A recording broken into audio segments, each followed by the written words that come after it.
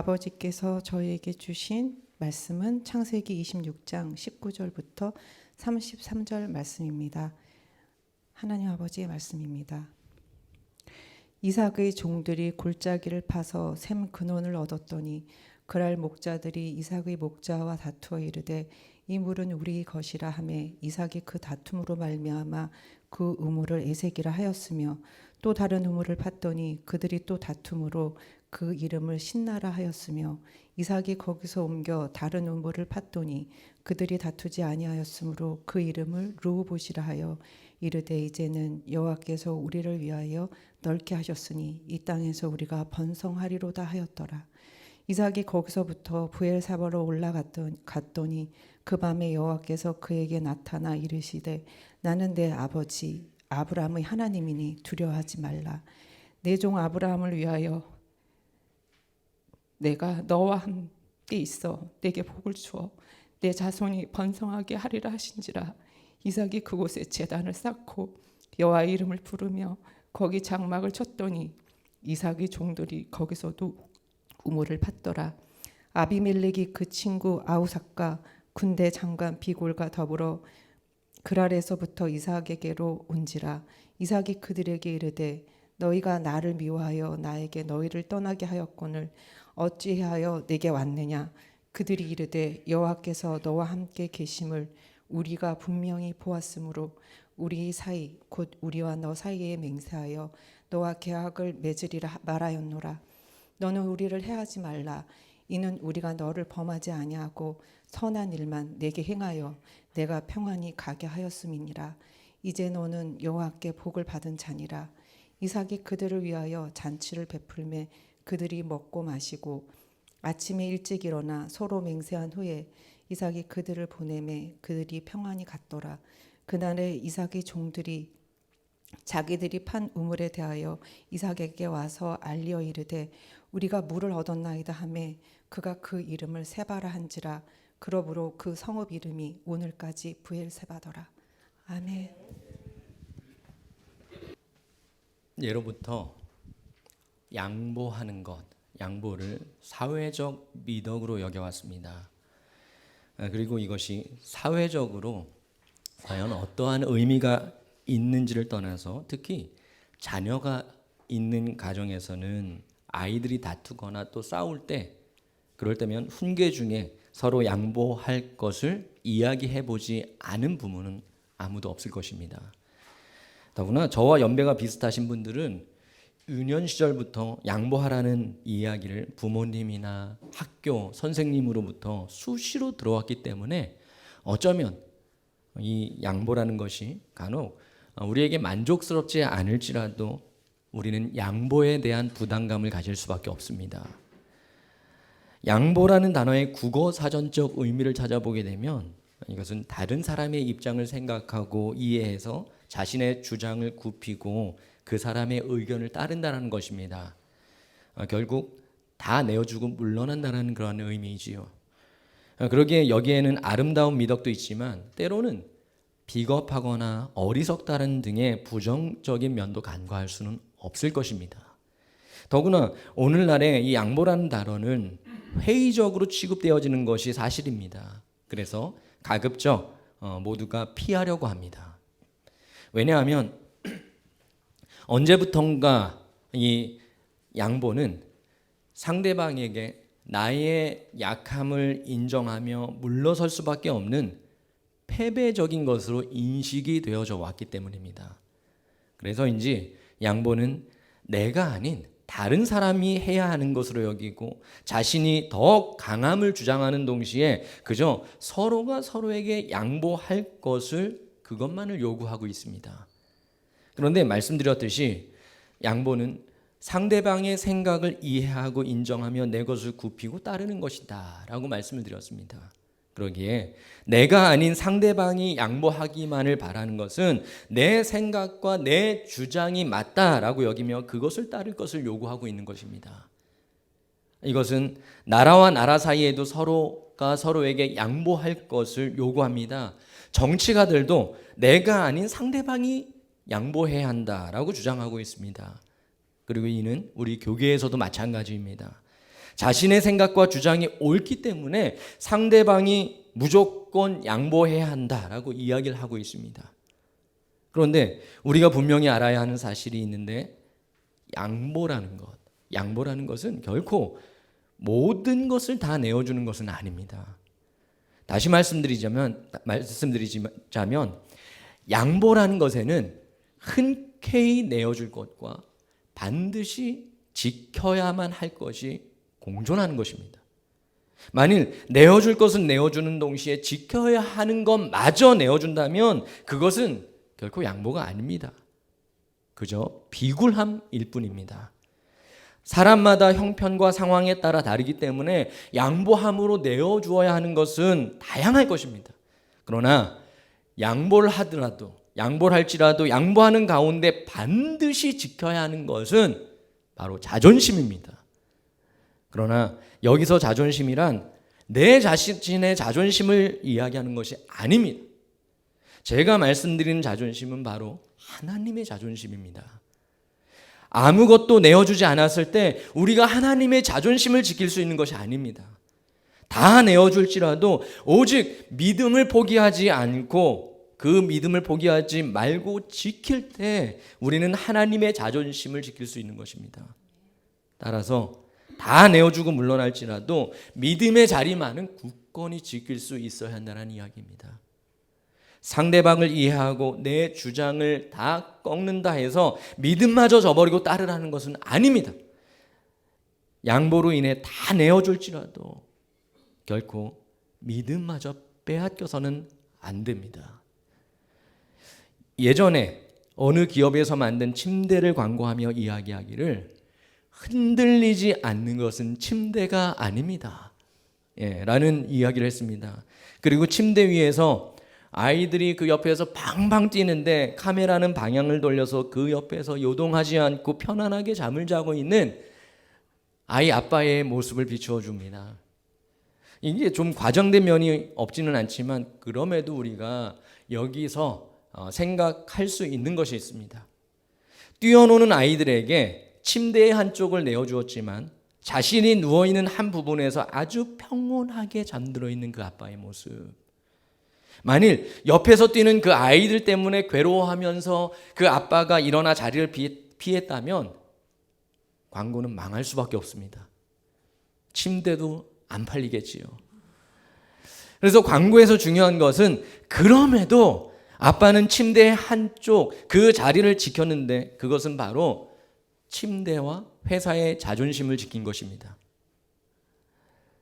여러분, 우리가 살아가는 현실 속에서도 어쩌면 우리는 어떤 이유와 상황으로든 수시로 많은 자리를 내어줄 수밖에 없는 그러한 경우도 있습니다.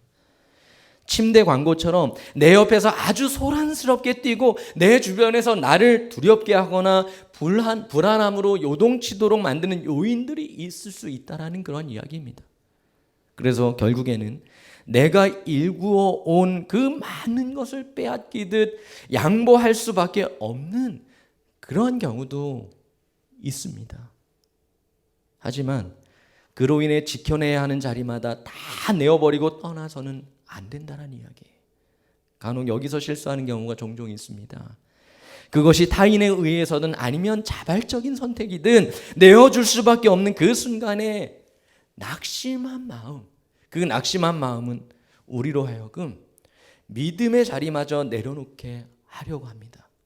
그래서 결국 믿음의 자리마저 포기하고 떠나가는 경우가 허다합니다. 그러나 다시 말씀드리지만 다 내어주더라도 기필코 지켜야 하는 자리를 지켜야 합니다. 다시금 돌아보면 내 주변을 흔들며 요동치는 듯한 그 순간에 정작 흔들리는 것은 믿음의 자리가 아니라는 사실을 우리는 알 수 있습니다. 광고 이야기를 또 해서 죄송합니다만 한 번만 더 생각해 보시기 바랍니다. 침대 한쪽에서 뛰는 아이들로 인해서 그 바로 옆에 누워있던 자리마저 심하게 흔들렸다면 아빠는 일어나 자리를 피했을지도 모릅니다. 하지만 그 환경 가운데서도 평온하게 잠을 잘 수 있었던 것은 흔들림에 괴로워도 그렇지 않은 척 잠자고 있는 아빠의 인내심이 뛰어나서가 아니라 실제로 누워있는 그 자리에 요동함이 없었기 때문이에요. 세상이 요동하고 나를 흔들어 대는 듯 해도 결코 흔들림이 없는 것은 나의 지식과 경험과 생각의 터전이 아니라 오직 믿음의 자리뿐입니다. 여러분의 삶이 때로는 힘에 겹고 고단함 속에 넘어질 것 같더라도 결코 쓰러지지 않는 것은 여러분이 가지고 있는 세상적인 능력에 있는 것이 아니라는 이야기입니다. 여러분을 위해서 늘 기도하시던 부모님의 눈물과 여러분을 위해 기도하는 누군가의 그 기도의 자리를 주님이 보시고 받으셨기 때문입니다. 주님은 여러분을 위해 기도하던 그들의 자리, 그 자리를 결코 절대로 버리지 않으십니다. 또한 주님을 신뢰하며 연약함을 아뢰고 늘 주님 앞에 엎드려 기도하는 여러분의 모습과 그 기도의 자리를 주님이 잊지 않으십니다. 또한 오늘도 아버지 옆에 계신 주님은 손수 여러분을 위해 중보하고 계십니다. 하나님의 자존심은 믿음의 자리, 그 자리는 그렇게 형성되어진 것입니다. 그래서 비록 우리의 인생이 고달플지라도 또 결코 믿음의 자리는 흔들릴 수가 없다라는 것입니다. 우리의 삶이 힘에 겹고 고달픔에 내 자존심마저 다 무너져 내리는 듯 할지라도 결코 그 무엇에도 꺾이지 않는 것, 그것은 바로 하나님의 자존심입니다. 따라서 이미 믿음의 자리에 서 있는 중이라면 그 자리가 흔들릴까 봐 염려함이 아니라 그 자리에서 더욱 믿음을 구해야 합니다. 흔들리지 않는 침대만 찾지 말고 흔들리지 않는 믿음을 구하는 여러분들 되시길 바랍니다. 지금까지 내가 일궈온 모든 것에 하나라도 흔들림이 있을까 전전긍긍할 것이 아니라 다 내어주게 될지라도 결코 나에게 있는 믿음은 견고하여 흔들리지 않게 해주시기를 간구해야 합니다. 그래야 흔들리지 않는 편안함도 좋지만 흔들리지 않는 평안함으로 살아갈 수가 있는 것입니다. 이삭이 우물을 팠을 때 그랄 목자들이 찾아와서 시비를 걸고 이삭의 종들과 다투고는 그 우물을 빼앗아 갔습니다. 그런데 이삭이 판 우물을 빼앗아 간 그 일은 2번이나 반복이 됩니다. 하지만 그때마다 이삭이요 자신이 판 그 우물을 그들에게 넘겨줍니다. 양보했다라는 거예요. 그리고 3번째 우물을 팠을 때는 더 이상 그랄 목자들이 찾아와 시비를 걸지 않았습니다. 이삭은 그 우물의 이름을 르호봇이라 칭하며 장소를 넓혀주신 하나님께 감사를 드렸습니다. 우리는 당시 그 이삭의 마음을 한번 생각해 봐야 합니다. 이삭은 열심히 그리고 아주 탁월하게 우물을 팠지요. 사실 우물을 판다라는 것은 누구나 쉽게 할 수 있는 그런 일은 아닙니다.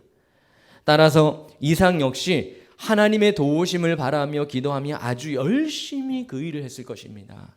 그리고 드디어 이삭의 수고로 우물을 얻었을 때 그에게서 흘러나오는 하나님을 향한 그 감사와 감격은 이루 말할 수 없는 기쁨이었을 것입니다.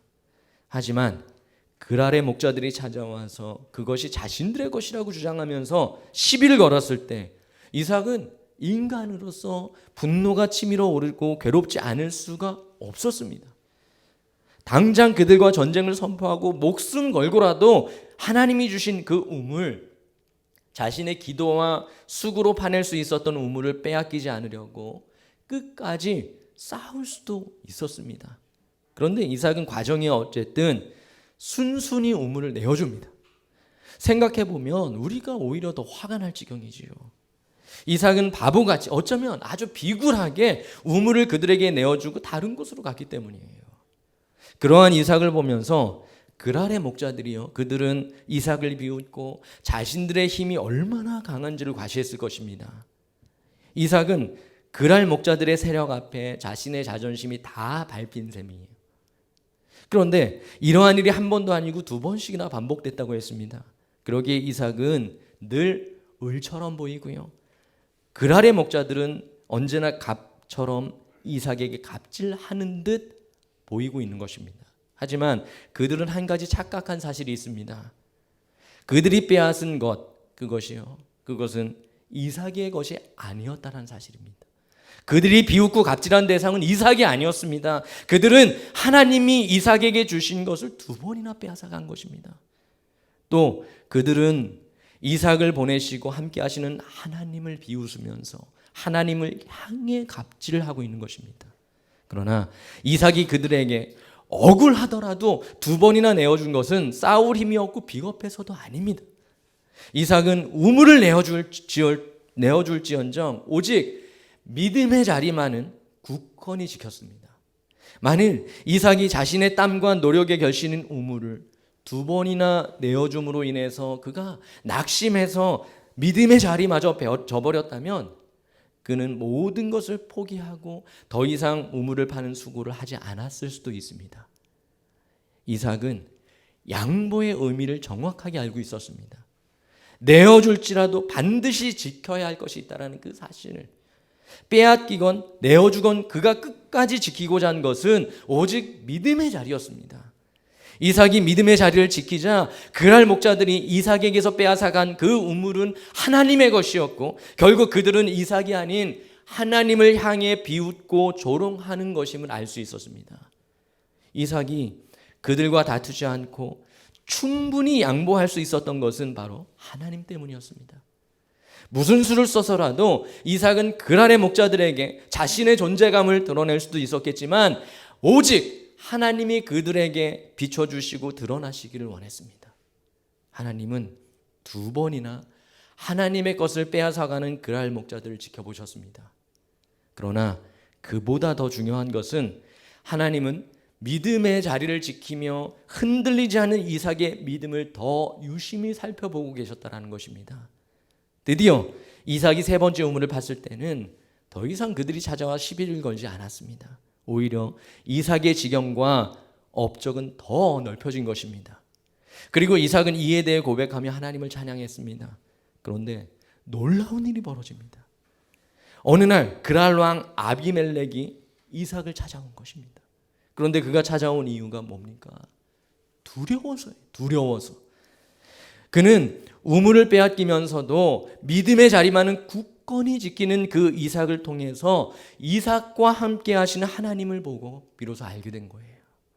그러기에 그는 자신의 부하들과 직접 찾아와서 이삭에게 부탁 겸 사정을 하는데 그것이 바로 오늘 본문의 28절 말씀인데 한번 읽어볼게요. 그들이 이르되 여호와께서 너와 함께 계심을 우리가 분명히 보았으므로 우리 사이 곧 우리와 너 사이에 맹세하여 너와 계약을 맺으리라 말하였노라. 그랄 왕이요, 그는 스스로 자세를 낮추고 한마디로 자신의 민족을 해하지 말아달라고 부탁을 하고 있는 것입니다. 그들은 일개 목자들이 이삭을 미워해서 이삭에게 만행을 저지른 그 일을 이미 알고 있었습니다. 하지만 그랄 왕은 이삭의 억울함을 모른 채 했고요, 그랄 목자들에게 정의를 실현할 생각이 없었습니다. 이삭은 약자이기 때문에 언제든지 자신들이 군림할 수 있다라는 생각을 가지고 살았습니다. 그러던 중 그들은 이삭과 함께 하시는 하나님을 보게 되었습니다. 사실 이 말은 자신들이 하나님을 본 것보다 하나님께서 불꽃 같은 눈으로 자신들을 바라보고 계심을 알게 되었다는 그런 의미에 가깝습니다. 말 그대로 그들은 하나님의 심판 앞에 두려움을 느끼게 되었고 하나님의 사람인 이삭을 두려워하게 된 것입니다. 여러분, 믿음의 자리는 그러한 것입니다. 그 자리에서 복음을 들고 나에게 주어진 복음의 능력이 얼마나 뛰어나고 강력한지를 보여야 하는 것이 아닙니다. 막상 복음을 들고 보내심을 받은 그 자리에서 땀을 흘리며 씨를 뿌려도 누군가의 발로 뭉개지고 그리고 판에 버려지는 듯한 아픔과 조롱을 받을 수도 있는 것입니다. 마치 자존심이 무너지고 마음 상함의 무덤에 묻혀버리는 듯한 그러한 것이 바로 현실일 수도 있습니다. 그러나 내가 의로운 수고로 파낸 그 우물일지라도 양보하고 내어줄 수 있어야 합니다. 조롱과 비웃음에 분함이 솟아 올라온다 할지라도요. 그것은 하나님의 것이었기에 하나님이 비웃음 당하고 계심을 속히 깨달아야 한다는 것입니다. 그래서 내 의로움으로 솟아나는 감정을 내려놓고 하나님의 자존심이 상해를 입으셨음에 오히려 우리는 하나님을 위로해 드릴 수 있어야 합니다. 양보는 다 내어줄 수도 있는 것입니다. 다만 반드시 믿음의 자리만은 굳건히 지켜야 합니다. 그렇다고 믿음의 자리를 지키며 흔들리지 않는 믿음으로 살아간다는 것이 내 열심과 내 수고로 결과를 얻어내며 살아가는 것은 아닙니다. 나를 통해 하나님이 하시도록 나를 내어드리는 것입니다. 또한 날마다 이 일을 우리는 훈련해야만 가능한 것입니다. 나는 비웃음의 대상이 될지라도 주님만은 세상 그 누구도 조롱할 수 없는 전능하신 그러한 분이심을 깨닫기를 기대하며 우리는 이 일을 계속해야 하는 것입니다. 이후에도 하나님은 믿음의 자리를 지킨 이삭과 함께 하시며 이삭으로 하여금 계속해서 우물을 팔 수 있게 하셨다는 사실을 우리는 기억할 수 있어야 합니다. 기도하겠습니다. 우리 시간 기도할 때에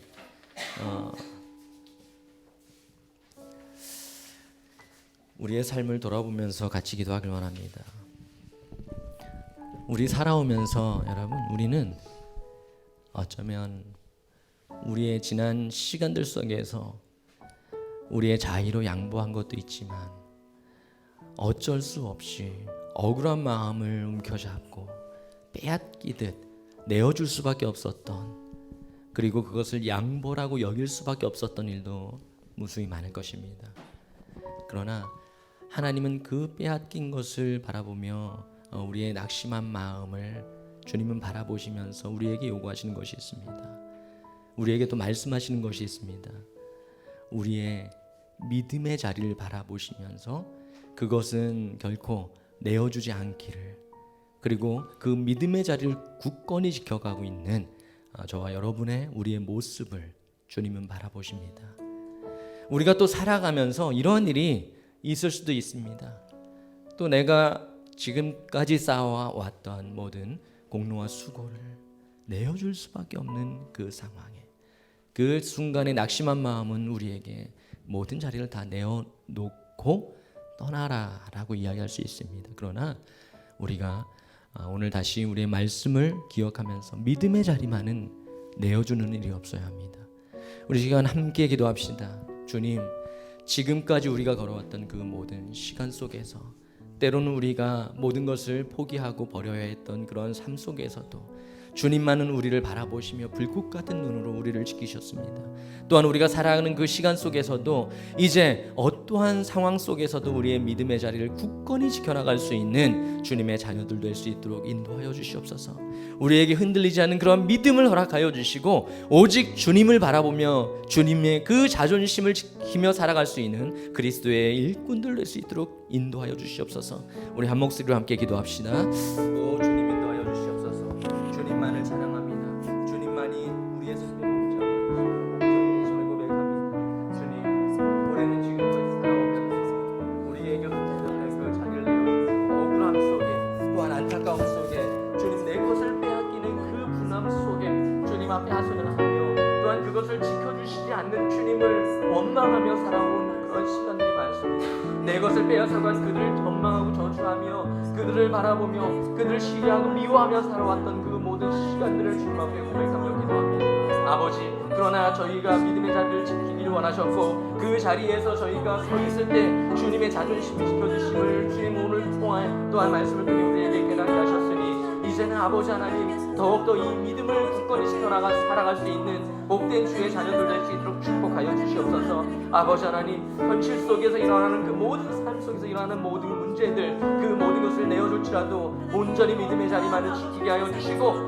그리스도의 그 귀한 일꾼으로서 하나님의 자존심을 지키며 살아가는 복된 주의 자녀들 될 수 있도록 인도하여 주시옵소서. 주님 인도하시길 간절히 원합니다. 주님 함께하여 주시옵소서. 주님 주시옵소서. 거룩하신 하나님, 우리가 살아가면서 우리는 너무나도 억울하다, 분하다 여길 수밖에 없는 그러한 시간들, 그러한 일들이 우리에게 종종 있음을 고백합니다. 그때마다 내 것을 내어주고 내 것을 빼앗기듯 양보할 수밖에 없는 자신의 무력함과 내 자존심이 꺾이고 있는 그 시간 속에 나의 그 연약함을 한탄하며 세상을 미워하고 또 나의 것을 빼앗아간 그 대상들을 저주하며 하나님을 원망하고 살아왔던 그러한 모든 시간들 다시금 주님 앞에 고백하며 회개하오니 아버지 하나님 용서하여 주시옵소서. 그럼에도 그 순간에 믿음의 자리를 주님의 이끄심 따라 지켜왔던 그러한 시간들, 그 시간을 주님이 받으셨고 주님께서 바라보셨기에 오늘 더 귀한 믿음으로 세워짐 받은 주님의 자녀들이 여기 있음을 주님 앞에 다시 한번 고백드립니다. 또한 앞으로 살아가며 우리에게 있을 그 모든 시간들이 우리가 안타까운 그런 시간들이 있을지언정 주여 이제는 예전과 다르게 우리 안에 분노와 원망이 아닌 내가 지켜야 할 그 믿음의 자리를 더욱 바라보며 주님의 자존심을 지키며 살아갈 수 있는 거룩한 그리스도인이요 복된 주의 자녀들 될 수 있도록 축복하여 주시옵소서. 모든 영광과 존귀와 경배를 주님 앞에 올려드리오며 거룩하신 예수님의 이름으로 기도드리옵나이다. 아멘.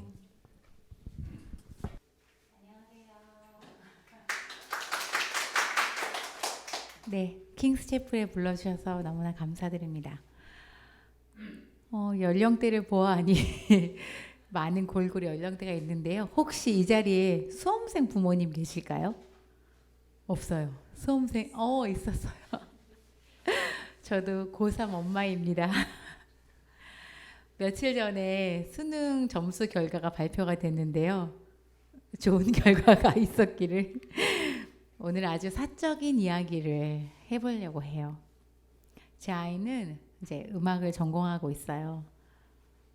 오늘 이제 저희 아이 얘기를 막 하게 되면 저희 아이가 또 어떻게 반응할지 모르겠지만 몇 달 전에 실기 시험을 봤어요.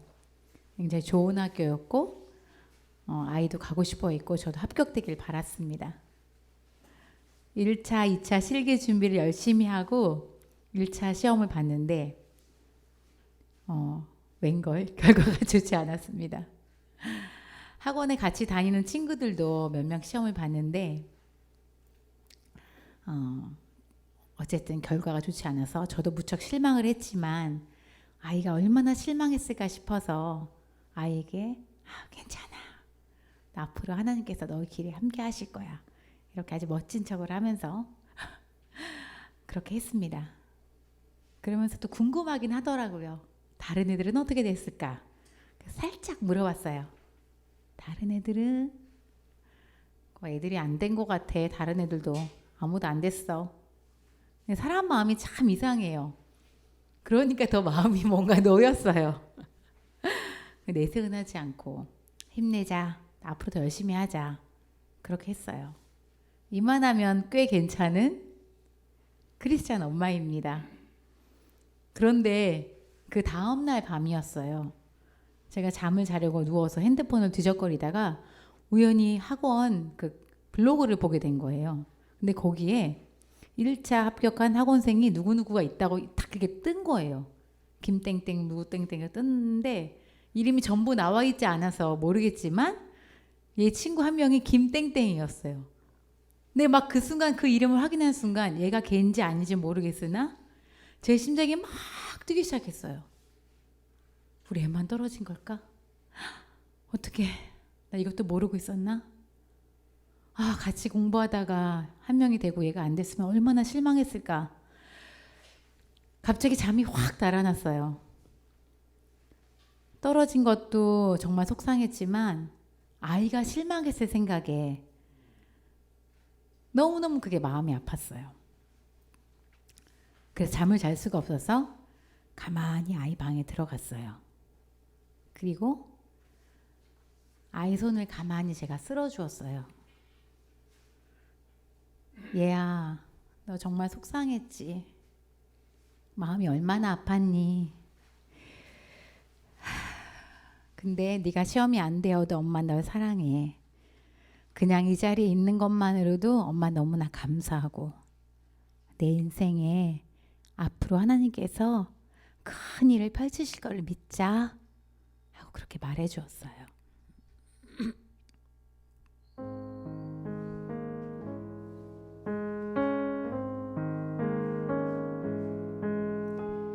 사랑하는 아이야, 너의 자금도 내겐 귀하다. 너와 함께 걸어왔던 모든 시간이 내겐 기쁨이라. 사랑하는 아이야, 네 연약함도 내겐 금이라. 로 인해 감사하고 나의 마음이 주를 바랐네. 조금 느린 듯해도 기다려 주겠니? 조금 더딘 듯해도 믿어줄 수 있니? 네가 가는 그 길 주가 이끌어 주시니 주만 의지하기 앞이 보이지 않아도 나아가 주겠니? 이해되지 않아도 사랑해 주겠니? 너의 작은 두 눈이 주만 바라보기를 이 맘 간절하게 기도하네.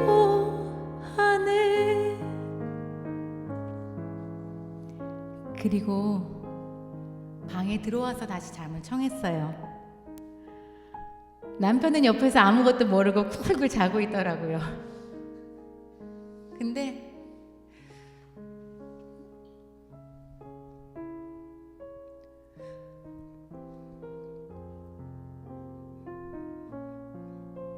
그때부터 더 눈물이 나는 거예요. 내가 일한다고 애를 너무 그냥 못 챙겼나? 내가 기도를 안 해서 그래. 나는 왜 기도를 안 했을까? 어떤 목사님 아들은 한 번에 척 붙었다는데 나는 정말 자격이 없는 엄마예요, 주님. 저는 왜 이렇게 기도하지 못하고 기도를 안 했던 걸까요? 얘야, 엄마가 너무 못나서 미안해. 하나님, 저는 그렇다 쳐도 얘는 좀 이뻐해 주시고 기적을 베풀어 주시지 그러셨어요. 이게 회개인지 원망인지 그런 넋두리가 막 나오는 거예요. 그런데 그때 하나님께서 저에게 말씀하셨어요.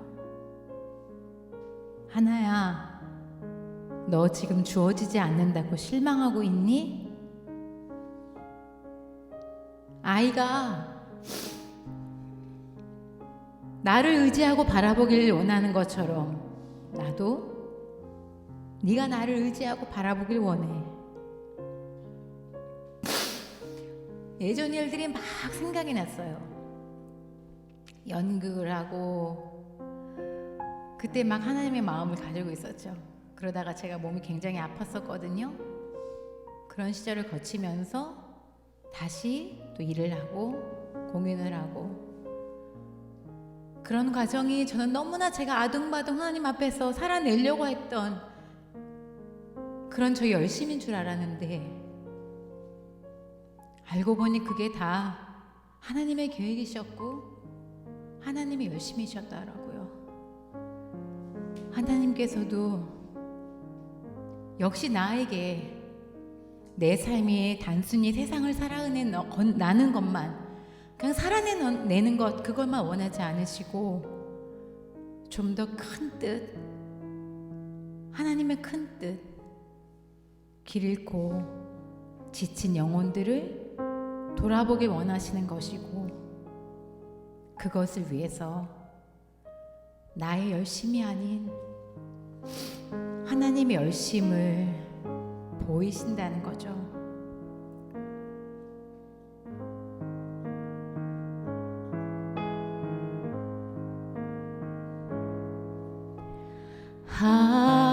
하나뿐인 사랑아, 내게 부탁이 있다. 길 잃어 지친 영혼 돌아보라.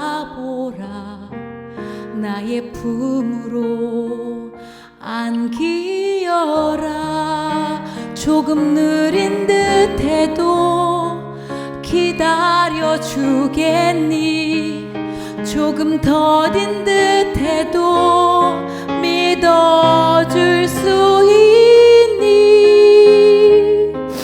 네가 가는 그 길 주되 헛되지 않으니 나와 함께 가자. 앞이 보이지 않아도 나아가 주겠니? 이해되지 않아도 사랑해 주겠니? 너의 눈물의 기도 잊지 않고 있으니 나의 열심으로 이루리라. 내게 그 땅을 부탁